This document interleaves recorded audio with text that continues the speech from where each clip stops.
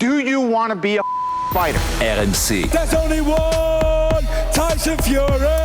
Fighters Club. I'd like to take this chance to apologize to absolutely nobody. Alexandre Herbinet. I am the greatest.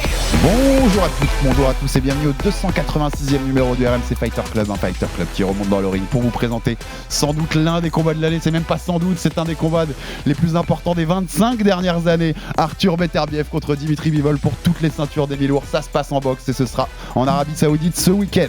Avec moi pour en parler, mon partenaire du Fighter Club, co-présentateur du podcast Au bord du ring, coach de pied-point et de boxe anglaise, sa série Baba Versus à retrouver sur YouTube et commentateur pour RMC Sport, notamment les One Friday Fights. Comment ça va mon Baba? Ça va super, je suis excité pour le combat, c'est tout quoi.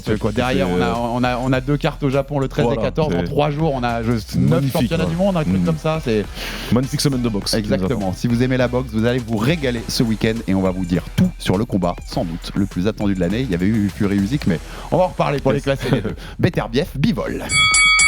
Les Saoudiens en ont fait un trailer de 4 minutes qui donne envie de voir un film. Ils ont bien eu raison, car le rendez-vous est très très spécial. Attendu depuis des années, le choc entre les invaincus Arthur Beterbiev et Dimitri Bivol pour toutes les ceintures des mi-lourds a lieu ce samedi soir à Riyad en Arabie Saoudite. Et c'est tout le milieu du noble art qui retient son souffle. Entre le puncher Beterbiev et le technicien Bivol, deux boxeurs qui sont bien plus que ces attributs qu'on leur accole, l'opposition fascine et rend impossible ou presque les pronostics. Le meilleur mi-lourd de sa génération va être sacré.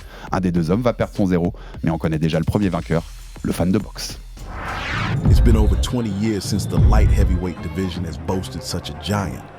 You're watching a master at work. But the wait is finally over. Thunderous punch from Beterbiev. Knockout merchant Arthur Beterbiev puts his perfect record on the line. One sparring partner compared sparring with me and car accident. The most dangerous puncher in the game is ready to close the show. Against another undefeated champion, gifted technician Dimitri Bivol. He's a boxing robot in there. Now I see my way to my goal, to undisputed. Et merci Arthur Robert pour cette petite prod. C'était la bande-annonce, le trailer de Top Rank, je crois. C'est celui que j'avais récupéré sur leur chaîne YouTube. Baba, Beterbiev, Bivol. Ça fait combien d'années qu'on attend ça? Je sais même pas te dire, ça fait longtemps. En tout cas, c'est plus de 5 ans, c'est sûr. C'est ça, c'est un des combats les plus attendus de ces dernières années. T'as parlé des 25 dernières années, je suis d'accord. Ouais, je pense. Ouais. Il y a une hype folle sur ce combat parce qu'on a deux combattants d'exception. Et voilà, on l'attendait tous. On pensait qu'on l'aurait pas, même à un moment. On s'est dit peut-être ça va être trop compliqué. Mais voilà, il y a Turquie qui est arrivée avec les gros dollars. Sur ça, on peut plus que le remercier. Je vous disais dans l'intro, je parlais de ce trailer, allez le voir de 4 minutes si vous n'avez pas vu le trailer de Beterbiev Bivol. Si les Saoudiens s'en vont de la boxe, Baba, je veux une seule chose, c'est que le mec qui fait leur vidéo, il faut qu'il reste. Il faut qu'on lui donne du travail parce qu'il est fort. Lui, il faut le payer et parce que le travail qu'il fait est phénoménal. Ouais, c'est clair. On commence sur ça, ce sera le premier champion incontesté chez les mi-lourds depuis Royce Jones Jr. Ça nous parle, Baba, entre 99 et 2002. Sur les 25 dernières années, donc les années 2000 maintenant, on peut quasiment compter comme ça. Dans cette catégorie, je vois que André Ward contre Sergey Kovalev qui s'approche un petit peu de ça, puisque le premier combat en 2016, ils sont invaincus tous les deux quand ils se rencontrent, mais il n'y a pas toutes les ceintures en jeu, pour le coup, c'est la différence. Moi, je pense que ces dernières années, c'est le top 5 des combats qu'on attendait le plus. Je t'ai mis Spence Crawford, Fury Usyk, Beterbiev Bivol, j'ai mon Inoue Nakatani qui attend derrière et j'ai Tank Davis contre Shakur. Je pense que beaucoup de gens attendent et que ce sera peut-être celui qui est le plus chaud à monter vu les deux en face. T'es d'accord? On est dans ce genre de range-là. Ouais, on est dans ça. C'est un des combats les plus attendus, en tout cas depuis très longtemps. Tout le monde le veut, tout le monde le voulait, l'espérait et on y est. Et là, c'est les grands combats de boxe, faut pas se tromper. Ce qu'on a eu sur Fury Usyk, là, c'est la même chose en fait. Il y a l'atmosphère des combats de géants là. Et ça rentre dans l'histoire comme les combats les plus attendus, comme on a eu des combats entre Léonard et Duran, etc. Enfin, vraiment, moi, en tout cas, je le ressens comme ça. Et puis la boxe, on l'a toujours dit, il y a un truc spécial dans ces gros combats-là. Il y a une attente, il y a une excitation avant le premier coup de gong qui est quand même très très particulière. Yes. Et je pense même que moi, sur cette année, je réfléchissais en préparant Baba, je l'attends plus que Fury Usyk. C'est tellement de boxeurs exceptionnels et on va rentrer dans le détail, mais c'est tellement fabuleux ce qu'ils sont capables de faire et ils sont bien plus, je l'ai dit dans l'intro, que les attributs qu'on leur colle à la base. Il me fascine ce combat. Ouais, et c'est exact, c'est le mot parfait. C'est un combat fascinant. Tu sais pourquoi c'est un combat fascinant? Parce que les gens, c'est facile, tout le monde. On a rigolé, toi et moi, hier matin, quand on est ressorti avec Jawed.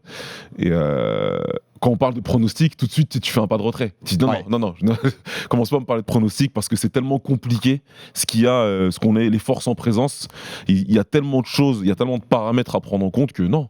En fait, tu te dis, je vais juste m'asseoir, je vais sortir les popcorn et puis c'est parti. Je vais apprécier le spectacle. Et en fait, c'est ce qu'on aime le plus dans la boxe. Il n'y a pas de débat de qui est le A-side, qui est la B-side. Non. Il n'y a pas tellement, même on a vu des petites vidéos, ils ont fait des face-à-face là, dans les médias et tout. Il n'y a pas tellement de trash talk. Ça a quelques punchlines comme ça, voilà, notamment Beterbiev qui a le côté un peu ours, j'aime personne. Mais il n'y a pas de trash talk. Non. Ce qu'on attend, c'est qui est le meilleur dans le ring. Tu vois ce que je veux dire? Il n'y a rien d'autre qui compte en fait dans ce combat-là. Samedi soir à Riyad, qui est le meilleur sur 12 rounds? C'est le sport, c'est la boxe, et on a deux combattants froids comme la glace, mais qui savent, tous les deux ont bien conscience du challenge qui est en phase 2, que c'est le combat le plus important de leur vie, tout simplement, à tous les deux. Et ils savent, c'est du respect, tout ça. Moi, je le perçois comme du respect face à un adversaire qui va les mettre dans la difficulté, c'est sûr et certain. Je parlais de ce Ward Kovalev, qui est le seul combat des 25 dernières années dans cette KT, en tout cas, ça m'approche. Le vainqueur, là, samedi soir, Baba, c'est le meilleur mi-lourd depuis 25 ans. Depuis des années 2000. Ouais, après Ward. Ouais, moi aussi. C'est pour ça que je sais pourquoi je te posais cette question, parce que je suis très fan aussi. Voilà. Mais il a aussi beaucoup été en super middle. Ce que j'allais dire, Ward, je pense que ses meilleures années sont super middle. Eux ont fait toute leur carrière pro en light heavyweight. C'est des mi-lourds de carrière, donc effectivement, en partant de ce principe, on peut en déduire que oui, ce sera ça. Important parce que je trouve que ça renforce le truc. Alors sans doute que si le combat est très beau et que ça mérite, ils feront une revanche. Mais il n'y a pas de clause de revanche. Il n'y a aucune obligation. Je trouve que ça renforce parce que c'est le côté, si elle arrive jamais la revanche, c'est là, c'est sur 36 minutes là qu'on va régler. C'est là qu'il faut prouver le problème. C'est là. Et je trouve ça génial parce que c'est vrai qu'aujourd'hui, clairement, et tu l'as dit tout à l'heure, les revanches c'est beaucoup plus des histoires de A-side et de B-side, de qui est le combattant le plus important des deux sur la carte. Comme j'ai gagné, je prends 65 et toi 35. Je prends plus, et puis en plus, si jamais tu me bats, si d'aventure tu me bats, je veux absolument qu'on le refasse. Par contre, si moi je te bats, on fera pas de revanche. Par exemple, c'est ce qui se passait pour Fury Usyk. C'était ça le deal. Si jamais Fury battait Usyk n'avait pas le droit à une revanche. Alors que l'inverse, comme vous le savez, est vrai. Parce que Fury était considéré la S-side, la face A. Alors que là, on a deux combattants qui disent on met tout sur la table, sur un combat. On voit déjà ce qui va se passer, et puis bon, si jamais on doit le refaire, on renégociera pour faire un combat. Mais ouais, cette impression d'avoir peut-être un one-shot et que ce sera terminé derrière, ça renforce encore plus la tension, tu vois. Il y a beaucoup de tension. Ouais. Il faut être là samedi soir, faut pas le louper. T'en auras qu'un. Peut-être que t'en auras qu'un en tout cas. Tu vois. Faut pas le louper. On fait juste un petit contexte rapidement pour rappeler à ceux qui découvrent aussi un peu plus ces boxeurs, parce que c'est pas les plus grandes stars de la boxe, Baba, loin de là pour le coup. Et c'est des boxeurs fascinants, mais qui sont Beterbiev et Bivol. Arthur Beterbiev, donc c'est un Russe qui est basé au Québec aujourd'hui, il a même la nationalité canadienne, il l'a pris un peu comme notre Christian Mbili national. 39 ans, 20-0, 20 KO. C'est le seul champion du monde qui a 100% de KO, tout simplement. Voilà, ça vous résume le bonhomme. Qui est pro depuis 2013. Champion WBC, IBF et WBO. Et de l'autre côté, Dimitri Bivol, lui, c'est 33 ans, 23-0 et 12 KO. Il est moins puncher, on va dire, mais on va rentrer dans ces détails-là. C'est un Russe aussi, né au Kyrgyzstan, et qui est basé aujourd'hui dans le désert californien, dans une communauté indio d'ailleurs. Il vit un peu spécialement, Bivol. Donc voilà, deux invaincus, pas les mêmes caractéristiques. Clairement déjà, c'est le plus gros test pour les deux en carrière, il n'y a même pas photo. Et pourtant, Bivol a affronté Canelo par exemple. Oui, c'est sûr, mais il a affronté un Canelo qui montait de catégorie. C'est ça. Canelo challengeait vraiment, et il y avait beaucoup d'obstacles à surmonter pour Canelo pour pouvoir challenger Bivol. Là, c'est 2000 lourds de carrière, il affronte un combattant qui est dans sa catégorie depuis toujours. Tous les deux ont affronté des monstres en amateur aussi. Mais voilà, là maintenant on est sur les rangs professionnels, tous les deux ont fait le ménage, on est arrivé au sommet de la montagne, de très loin, ils ont leur adversaire le plus difficile samedi. Des grosses carrières amateurs, notamment pour le coup Beterbiev. Il y a une rumeur qu'il est à 300 combats amateurs. Voilà. Alors moi j'ai bien checké, en fait, son record officiel c'est 102-13. Donc il y a au moins 13 défaites, pas les 5 parce qu'on vend un 295-5. Mais a priori, il y a plein de combats qui n'ont pas été répertoriés. Tout le monde dit quand même qu'il a à peu près 300 combats amateurs. Voilà, apparemment, il a beaucoup combattu, surtout en Russie. Comme un Lomachenko, ça vous permet quand même de voir tellement de styles différents que vous avez déjà tout vu en fait dans votre carrière de boxeur, tout simplement. Exactement. Je le disais dans l'intro, Baba, et on va rentrer dedans. C'est là où ça devient intéressant. Beterbiev, c'est vu comme le puncher. 20 KO en 20 combats professionnels. Bivol, c'est vu comme le technicien, seulement 12 KO, et puis une boxe tellement léchée, tellement efficace, tellement belle, tout simplement. Pourquoi c'est bien plus que ça ? On rentre par le lourd, Baba, et on va aller dans le détail. Pourquoi c'est bien plus que ça ? Parce que déjà, Beterbiev, c'est un excellent boxeur. C'est pas juste un puncher, je frappe et le combat est terminé, merci, au revoir. Le ring IQ est incroyable. Il a une grande intelligence du combat, il coupe le ring parfaitement, donc il sait mettre la pression de façon éduquée, il va pas perdre son temps, il va pas s'essouffler à courir derrière un adversaire. il a pu montrer des signes de frustration sur certains combats, mais le fait est que, comme tu l'as dit, 20 victoires, 20 KO. Il trouve le moyen. Toujours la solution. Il trouve la solution pour mettre KO son adversaire.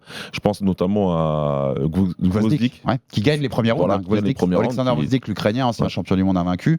C'est en 2019 que Beterbiev le bat. C'est sans doute, moi je pense que c'est la plus grosse victoire de Beterbiev pour l'instant en carrière. C'est sa plus grosse victoire. Et il est dominé dans les premiers rounds. Il est dominé, il faut qu'il revienne, il trouve une solution. Et il ne met pas juste KO Gvozdyk. Une fois qu'il trouve la solution, il le tabasse, il le force à arrêter. Gvozdyk prend sa retraite. Et il arrête sa carrière.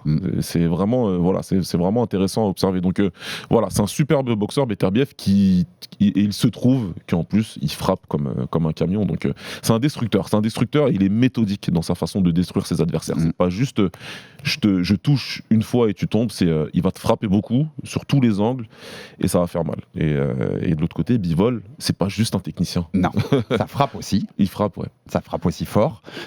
Pour rester juste sur Beterbiev, mais je vais y aller direct au niveau de la question. Bivol a affronté Canelo Alvarez. C'était en mai 2022, il l'a battu. Il l'a battu pour. Donc c'était comme tu le disais, Canelo était monté en mi-lourd. Ouais. C'est le meilleur boxeur que Bivol ait affronté, Beterbiev. Moi je pense. Je pense qu'il est meilleur boxeur pur que Canelo Alvarez. Ou en tout cas, pourtant une des grandes stars des 20 dernières années en boxe. Bien sûr. Ou à minima, en tout cas, ils sont d'un niveau équivalent. À minima. Après, c'est vrai que moi, je préfère la boxe de Beterbiev. Et pourtant, j'aime beaucoup la boxe de Canelo. Donc, c'est vrai que là, il y a un petit peu l'élément personnel qui rentre dans la réponse que je te donne tout de suite. En tout cas, tu peux discuter sur le fait que c'est un meilleur boxeur. Ouais, bien sûr que si certains le pensent, moi, je me battrai pas contre ça parce que il l'a montré. Il faut regarder ses combats en fait, parce que c'est vrai qu'il y a beaucoup qui est fait autour du fait que Beterbiev met tout le monde KO. Mais quand tu regardes les combats, il les boxe les mecs, il les boxe et. Tu sais, le KO cache tout. Enfin, tu vois, Vraiment. Bon bah c'est le surpuissant quoi. C'est le déménageur, c'est le mec qui vient t'arracher. Tu vois pas le reste en fait. C'est tellement une stat forte, tu vois, d'être 100% de KO en 20 combats professionnels que ça emporte tout, je trouve. C'est ça. Mais quand tu regardes les rounds dans lesquels il met KO ses adversaires, c'est pas que le premier, le deuxième ou le troisième. Il y a des KO dans le 10e, etc. Donc c'est vraiment un destructeur. Encore une fois, qui est très méthodique dans son approche et ça le dérange pas lui s'il doit faire 11 rounds pour te mettre KO. De l'autre côté, Bivol, tu le disais, superbe technicien, mais qui frappe aussi. Ouais. C'est marrant d'ailleurs, mais j'ai l'impression qu'il y a eu il restait sur 9 victoires par décision, jusqu'à Malik Zinad, qui est son dernier combat en juin, c'était Riyad. Au départ, pour ceux qui ne le savaient pas, ce combat Beterbiev-Bivol devait avoir lieu le 1er juin. Ouais. Et puis, blessure au ménisque, ce qu'on va en reparler pour Beterbiev, voir si ça change les choses. Et donc, Bivol se prend un combat en attendant contre Malik Zinad et il le met KO au 6e round. Ça faisait 10 combats qu'il n'avait pas mis de KO. Et j'ai l'impression qu'il a voulu lancer un message aussi. Bien sûr. Tu vois, qu'il y avait un côté... N'oubliez pas que ça frappe aussi. 2 messages pour moi-même d'ailleurs. Le premier, c'est qu'effectivement il frappe, il faut pas l'oublier. Et puis d'ailleurs, si Canelo n'est pas Canelo, il y a des chances que Canelo il tombe aussi. Il a été solide Canelo dans ce combat parce qu'il en a pris des balles. Le menton de Canelo, ouais. Maintenant Bivol, et ça c'est sa faute, il a passé beaucoup de temps quand il avait un adversaire largement à sa portée, à se mettre juste au-dessus et à gérer. Il y a tout son run de décision que tu as mentionné tout à l'heure, il y en a plein qui doit terminer. Il y en a plein qui doit finir les combats, il veut pas, tout simplement. Il est à son rythme, il est bien. Il gère son combat, il se met juste au-dessus de son adversaire. Il est supérieur et il sait ce qu'il est là à faire. Voilà, donc c'est pour ça que ça a frustré les fans. Ça a frustré beaucoup les fans parce que le fan se frustre quand il sait que tu es un excellent combattant. Il sait que tu es un superbe boxeur, mais qui a pas envie de se prendre la tête à terminer le combat, et ça va frustrer le fan, et c'est pour ça que c'est rentré dans la tête de beaucoup, et même des spécialistes, des analystes qui te disent Bivol, j'ai des doutes parce qu'en vrai, est-ce que c'est lui qui veut pas terminer le combat ou est-ce que simplement il peut pas le terminer? Est-ce qu'il peut pas? Donc quand il termine son dernier, c'est pour dire si je veux finir, je finis en fait. Et vous avez la preuve. Maintenant on va voir. Mais t'as raison, sur un combat comme Canelo, t'as l'impression qu'il peut le finir quand même. Mais en face, c'est Canelo. En face, c'est Canelo. Il y a des séquences. N'importe qui d'autre, je veux dire, je pense que ça peut tomber. Je pense que ça descendait. Il y a des séquences où on voit 5-6 coups qui touchent et Canelo tombe pas parce qu'il est solide. C'est un guerrier et il tombe pas. Bivol, je l'ai pas dit, c'est le champion WBA. C'est pour ça que toutes les ceintures sont en jeu et la ceinture The Ring pour la première fois dans la KT depuis André Ward pour le coup. Si je te dis, pour résumer grossièrement, que Bivol, il a jamais affronté un combattant aussi avec autant de skill, qui met autant de pression, et que de l'autre côté, Beterbiev, il a jamais affronté un mec qui est aussi bon défensivement et aussi bon boxeur. Ouais, c'est vrai. Je pense. Ouais, je pense que c'est vrai. Clairement, c'est vrai. Encore une fois, quand tu regardes le palmarès de Bivol, il y a Canelo dedans, et il rentre dans certains critères, mais le fait qu'il monte de catégorie, et que c'est pas une catégorie à laquelle il peut, pour moi, être compétitif face à ces mecs-là, face à l'élite, bah, c'est une donnée importante. Donc à partir de là, dans leur catégorie à eux, il y avait ce que chacun ramène à l'autre, bah, ça n'existait pas, tout simplement. Avec Gvozdyk, on pensait vraiment qu'il mettrait Beterbiev en difficulté, et il l'a fait. Ouais. Et il l'a fait pendant de longues périodes du combat, mais ça s'est terminé comme ça s'est terminé. Beterbiev, il a déjà été mis en difficulté. Il a même été mis down. Oui. Par Callum Johnson. Ouais. Donc c'est quelqu'un qui peut prendre des coups, tu vois. Donc face à quelqu'un d'aussi précis, efficace, rapide que Bivol, ça peut aussi être payé, être puni pour ça à un moment. Ouais. Deux choses avant qu'on rentre dans la technique aussi de ce combat et ce qui nous intéresse. Mais deux points très importants qui ont été très soulignés. Je l'ai dit, il s'est fracturé le ménisque ces derniers mois, Arthur Beterbiev. Il a 39 ans. Bivol en a 33. Il y a quand même 6 ans d'écart. Ça joue beaucoup là. L'âge et la blessure, tu penses, Baba ? Oui. Je pense aussi beaucoup. Oui. Pour moi, c'est la donnée la plus importante de ce combat d'ailleurs. C'est que Beterbiev, il n'est pas jeune. Bah, après, il n'est pas jeune. De notre point de vue à nous aussi. Hein. Ça passe encore là-bas. Mais voilà, pour la boxe, c'est sûr qu'il a 39 ans, donc il est clairement pas. Il est en fin de carrière. Et une blessure en fin de carrière, c'est toujours très compliqué. Surtout au genou. Et puis 20 combats pro, mais on l'a dit, hein, des centaines de combats amateurs, donc il y a du kilométrage. Et l'entraînement, il faut toujours rajouter la donnée entraînement, c'est super important. Et j'ai vu des vidéos d'entraînement de Beterbiev, il y en a beaucoup qui l'ont vu, hein. C'est pas pour rien qu'il tape aussi fort, vu comment il s'entraîne en termes de résistance musculaire, ce qu'il s'inflige, c'est assez impressionnant. C'est, parenthèse, mais c'est Christian Mbili qui partage sa salle au Québec, il nous l'a dit plusieurs fois en étant ici, hein. C'est une dinguerie. Alors que vous savez que Christian tape fort, mais il dit à l'entraînement, c'est une folie de voir Beterbiev taper. D'en parler avec lui et de voir la réaction de Christian, ça m'a toujours fait rigoler, moi. Parce que Christian, quand tu lui parles de sa capacité, justement, Beterbiev à frapper fort et à résister, il rigole, Christian. En fait, il pouffe de rire en te disant c'est n'importe quoi. Voilà. C'est alors vraiment c'est Christian Mbili qui a quand que des KO en carrière. il te dit ça, tu dis ok, d'accord. Donc voilà, maintenant par contre, en termes de... ça peut affecter sa mobilité. Ouais, mobilité, voilà, l'équilibre, les appuis. Ouais, un frappeur, il a besoin de sa jambe, il a vraiment de mettre du poids sur ses jambes, c'est super important. Et on l'a pas vu depuis, donc voilà. On sait pas ce que ça donne. On va voir, ça va être la grande inconnue de ce combat-là, et on va voir ce que ça va donner. Ouais. C'est frustrant un peu de pas l'avoir eu quand même 3 ans avant. Oui. On sait qu'il y a eu notamment, parce qu'il faut le noter, ce combat aurait pu se faire il y a 2-3 ans, et il y a eu la guerre en Russie. C'est fait qu'il y a plusieurs fédérations qui comme c'est deux Russes qui interdisaient que ça combatte pour son titre. Je crois que c'est la WBC. C'est la WBC, ouais. C'est ça qui refusait. Donc on pouvait pas faire cette unification à cause de ça. Et ça s'est un peu détendu, notamment maintenant qu'il est canadien, notre ami Beterbiev. Ça facilite les choses avec le passeport. Mais ça aurait pu se faire il y a quelques temps quand même, sans être bloqué. C'est pour ça. C'est un peu frustrant, mais on l'a quand même. Ça va. Ouais, déjà, on l'a au bon moment. On rentre plus dans la technique, Baba. La question elle est simple. Est-ce que Bivol va réussir à l'éviter pendant 12 rounds ? Et inversement, est-ce que l'autre va réussir à lui mettre ce coup dur ? Comment tu vois techniquement l'analyse de ce combat ? Quand tu rentres dans l'analyse, oui, la question que tu poses, c'est le constat primaire de ce combat. C'est pour ça que je parle tout le temps de Matador et de Toro. Tu as un combattant qui va avoir besoin d'être parfait pendant 12 rounds, ça c'est Bivol, qui va devoir ne faire aucune erreur défensive, en tout cas. Et puis de l'autre côté, Beterbiev, il va avoir un combattant qui, je pense, pour la première fois, est extrêmement difficile à cadrer. Beaucoup plus que ce qu'il a eu avant. Donc ça va être...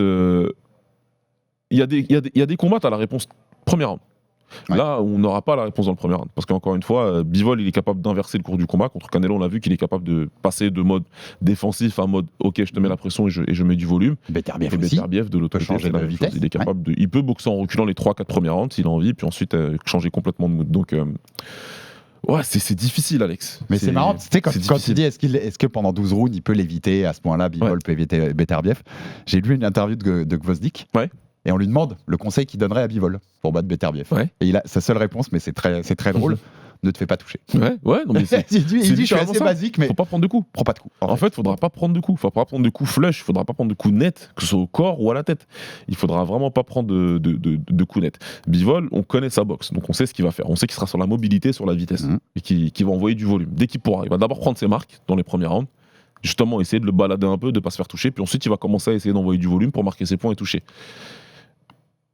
Ça, on sait. Beterbiev, là où tu disais tout à l'heure, c'est intéressant ce que tu disais en termes de. C'est pas juste. Ces mecs-là, c'est pas juste les styles qu'on leur prête.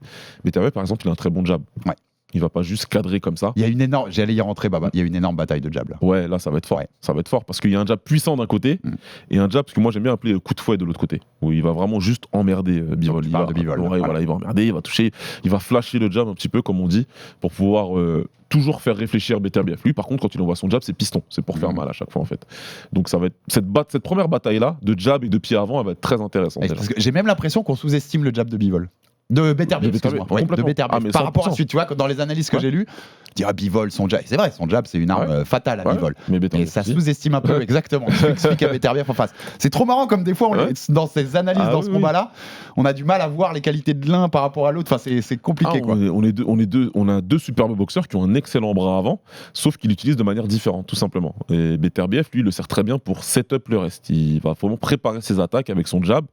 Et lui, son gros challenge, ça va être d'établir son jab comme une menace tôt dans le combat, plus vite que Bivol, en fait, qui va lui avoir besoin de son jab pour bien créer de la distance et travailler sur ses Maîtriser combinaisons. cette distance, ouais. Voilà.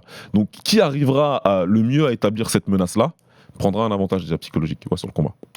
Il y a plusieurs points que je voulais noter avec toi, Baba. On va revenir dessus, mais qui sont, je trouvais, intéressants. Bivol contre Canelo, je trouvais, contrairement à tous les adversaires de Canelo quasiment, il entame le combat en vainqueur. Je sais pas si tu vois ce que je veux dire. Ouais, bien sûr. Dans son attitude, dans la façon dont il boxe. C'est moi le meilleur des deux. Je vais te le prouver. Je vais te le prouver là. Je pense que Beterbiev n'a jamais eu ça. Et je pense que Bivol va aborder Beterbiev de la même façon. Ah, c'est compliqué. Il y a pas beaucoup, tu crois que ça joue ça, tu vois? Quand dans les premiers rounds, pour la première fois, Beterbiev se dit, le mec en face, il a zéro crainte. Ouais, c'est compliqué. Alors, d'habitude, j'intimide un peu les adversaires parce que je suis Arthur Beterbiev. C'est vrai. T'avais un Yardy, qui était, je trouvais, qui avait une approche intéressante. Anthony Yardy, qui a dit bon, j'y vais. Avant dernier combat de Beterbiev. Exactement. J'y vais, j'essaie, et il a essayé. Pour le coup, il a essayé. Bien plus que ce qu'on aurait tous pensé, nous tous. Mais je suis assez d'accord. Bivol, c'était super intéressant à observer contre Canelo. Que ce soit même avant le combat, il respirait la confiance. Il respirait le gars qui disait moi je suis le patron de cette catégorie en fait. T'es bien gentil à parler, à faire tes plans et business, mais quand on va être dans le ring, je vais te montrer qui c'est. Et dès le début en fait, il a voulu montrer que c'était lui en fait le patron dans le ring. Et on a tout de suite vu les difficultés que Canelo pourrait avoir. Donc c'est vrai que passer le constat très factuel qu'on a fait toi et moi sur les forces en présence. Il y a un monde où Bivol il décide de pas spécialement se déplacer, de certes travailler sur sa mobilité de buste, plus son mouvement de tête et de buste, mais pas être dans le déplacement. Je vois de rester là et de dire je vais te boxer en fait, je vais te boxer, mais comme moi j'envoie plus de volume que toi, je vais te boxer et je vais gagner tous mes rounds comme ça.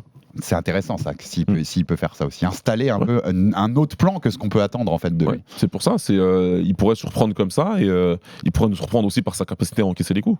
Et puis on est d'accord, il peut pas gagner le combat en évitant seulement, Bivol. Il va falloir mettre des coups, donc il va falloir rentrer un peu, il va falloir faire des choses, il va falloir prendre ses risques aussi.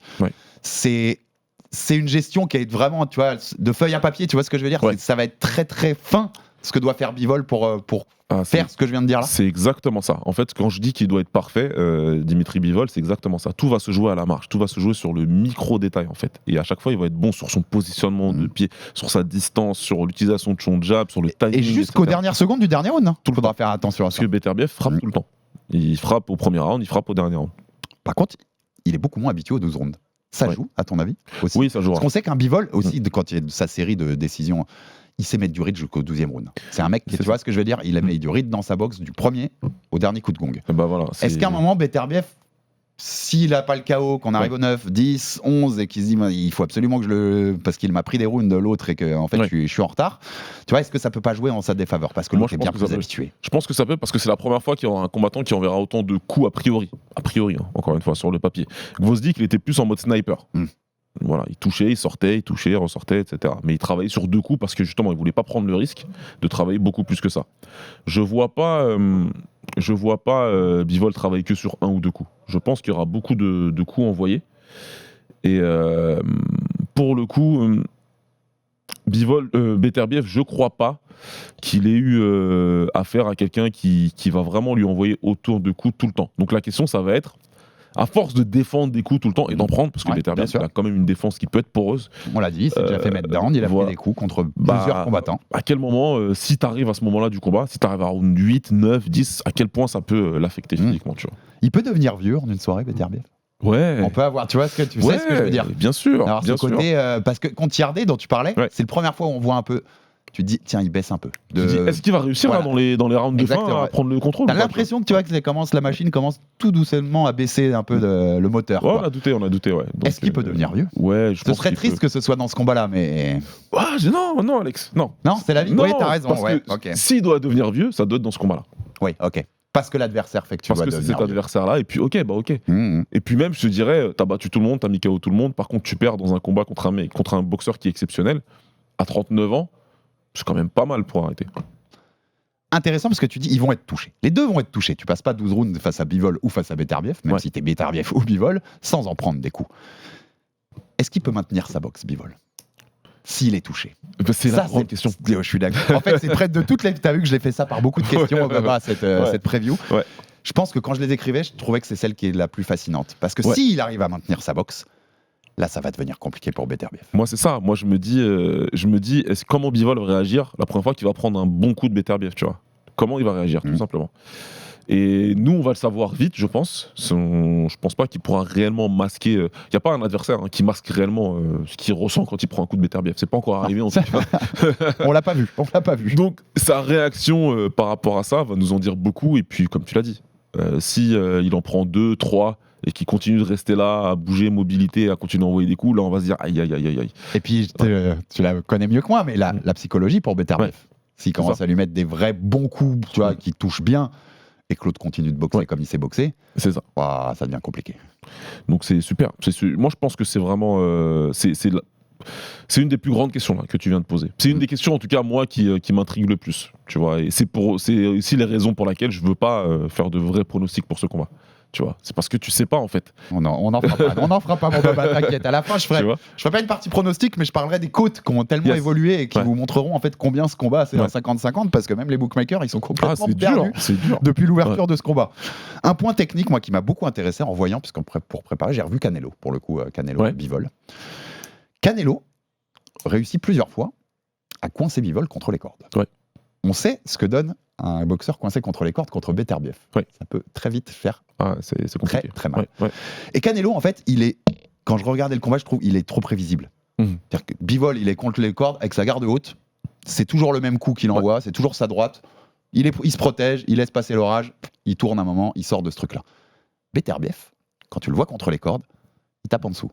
Il tape au-dessus, il tape à travers. Il sait ouvrir ta garde haute. Bien sûr. Est-ce que c'est pas un des plus gros dangers de Bivol, et que dès que t'es contre les cordes, en plus Beterbiev a cette capacité, il l'a fait contre Callum Smith dans le dernier combat beaucoup.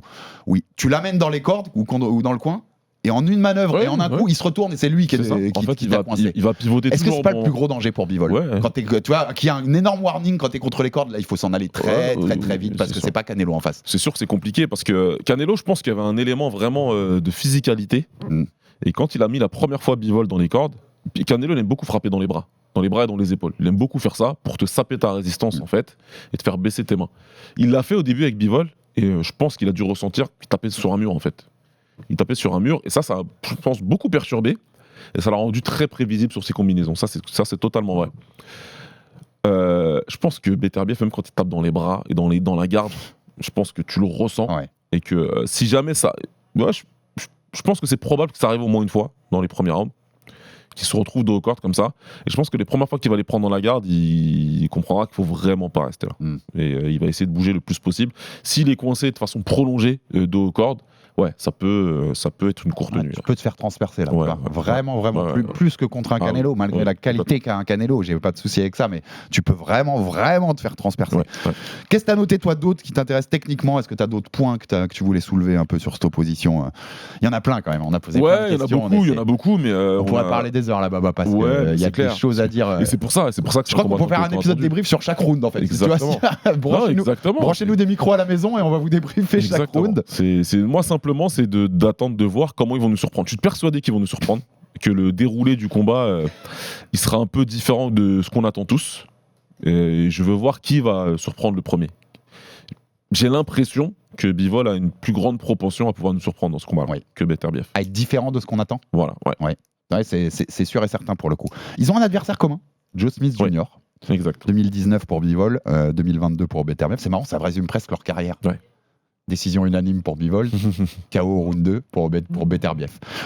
On le dit souvent, les styles font les combats. Donc, t'as battu un tel, ça veut pas dire que tu battras un tel. Et ainsi, dans le sport de combat, c'est pas aussi simple. C'est pas des maths. Mais ça joue sur quelque chose dans la confiance d'un mec. C'est-à-dire, moi, j'ai détruit le mec que toi, t'as galéré à battre. Bah, ça dépend des boxeurs. Tu me donnes 2 Américains, je te dis que ça joue. Ok. Parce qu'ils sont beaucoup là-dedans.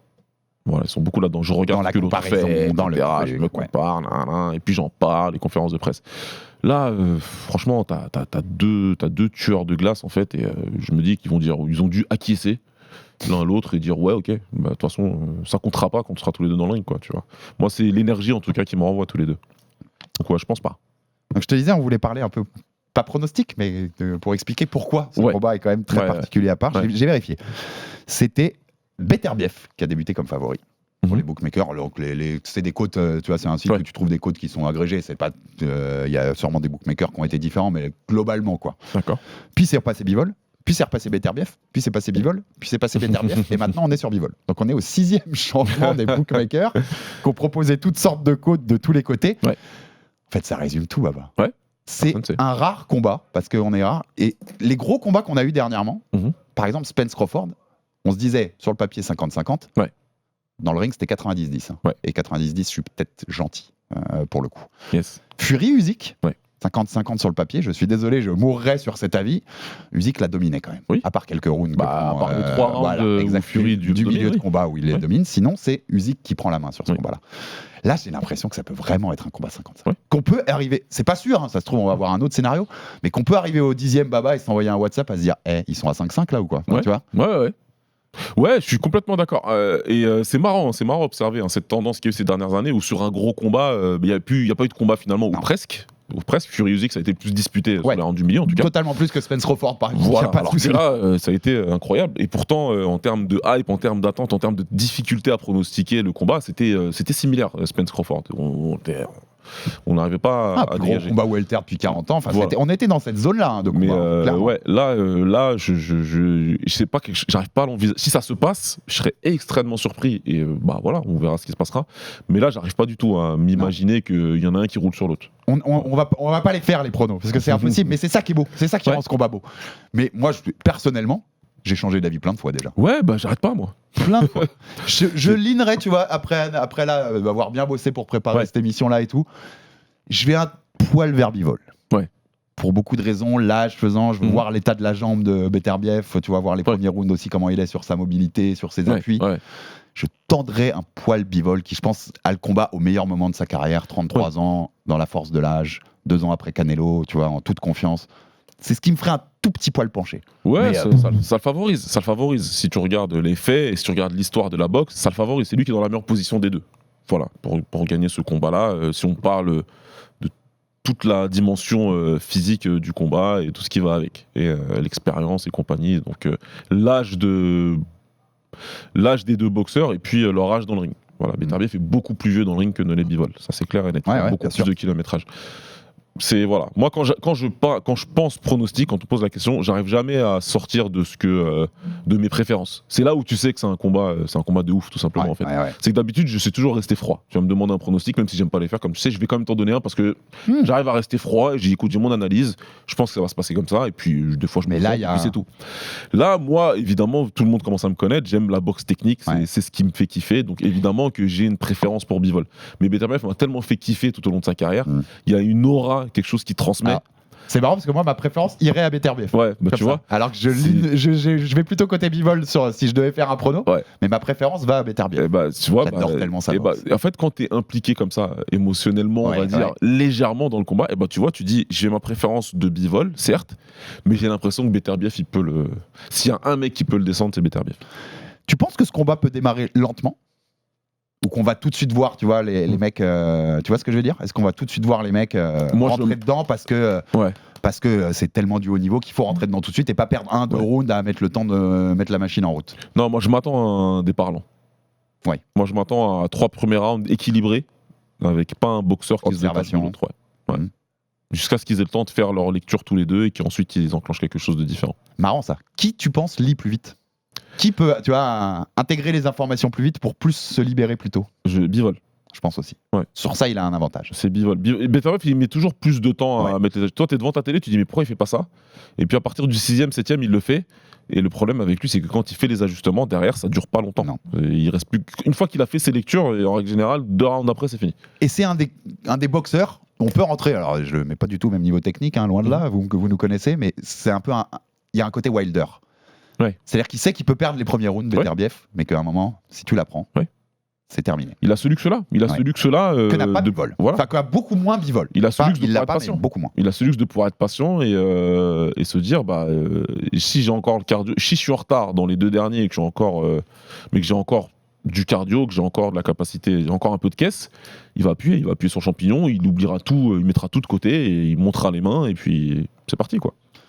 Et je rebondis sur un truc que tu as dit tout à l'heure, parce que c'est intéressant, je demande une question la plus pour le coach, sur l'utilisation des jambes de Bivol. Ouais. Tu disais, on peut s'attendre, de base, quand tu regardes la preview de ce combat, tu peux t'attendre à ce qu'il soit très mobile, qu'il essaye de sortir le plus possible, de rentrer, sortir, poum poum. Tu disais, peut-être, pourquoi pas plus s'installer, en fait. Ouais. Le coach, il conseillerait quoi face à un adversaire comme Beterbiev? Moi, je pense que pour le début, pour les 3 premiers rounds, oui, d'être sur les jambes, mais après, non. Après, plus s'installer. Non, moi, si c'était mon boxeur Bivol, je lui ferais confiance. Je lui ferais confiance dans sa capacité à faire mal à Beterbiev. Je pense qu'il peut lui faire mal. Ouais, notamment en combinaison, je pense. Voilà. Ouais. Et sur ces combinaisons, ce serait plus intéressant de rester à mi-distance, de prendre ce risque-là, d'aller au feu. Bien sûr que c'est risqué, bien sûr. C'est au feu. Mais L'autre, voilà. il va vouloir t'arracher la tête, il va vouloir aller au corps, parce que Beterbiev, quand il va au corps, ça fait mal aussi. Enfin, ouais, c'est risqué. Mais je pense qu'il est suffisamment compétent, il a suffisamment de mobilité de buste et au niveau de sa tête aussi, pour pouvoir se trouver des opportunités de contre-attaque en restant comme ça à mi-distance. Ouais. Et on va finir un peu sur. C'est tout journaliste, mais on va se projeter un minimum. Ouais. Beterbiev gagne. Ouais. Il prend sa retraite, Baba. Je vois pas ce qu'il a à foutre. Je vais parler clairement, je vois pas ce qu'il a à foutre dans la boxe derrière ça. Pour moi, il est arrivé au boss de fin.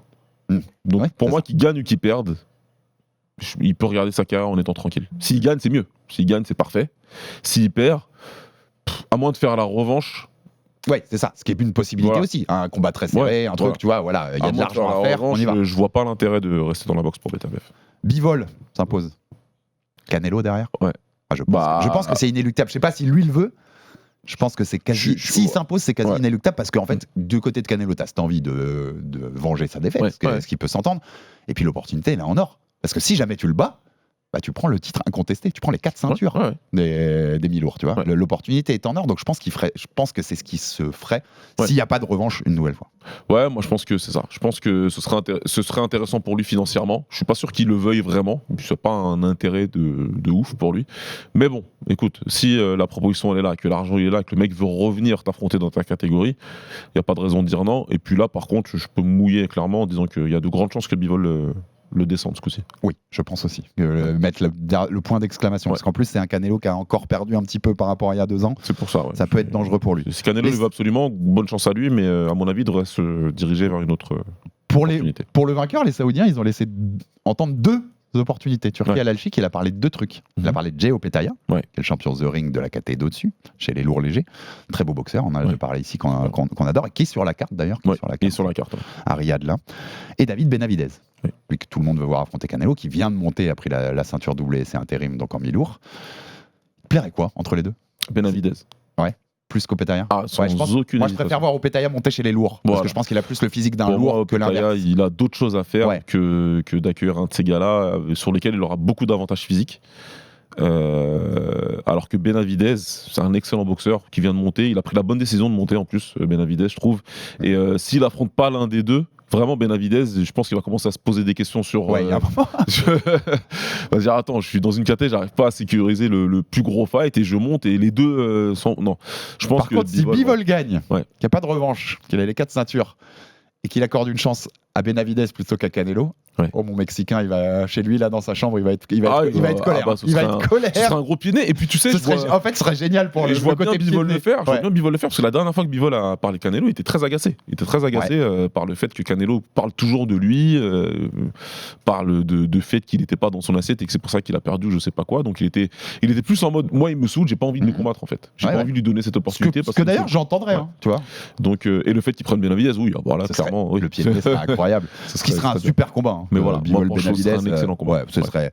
Et t'as un pied, tu sais que t'as un pied de nez encore plus. T'as l'ultime pied de nez. Ouais. C'est que Benavidez bat Bivol.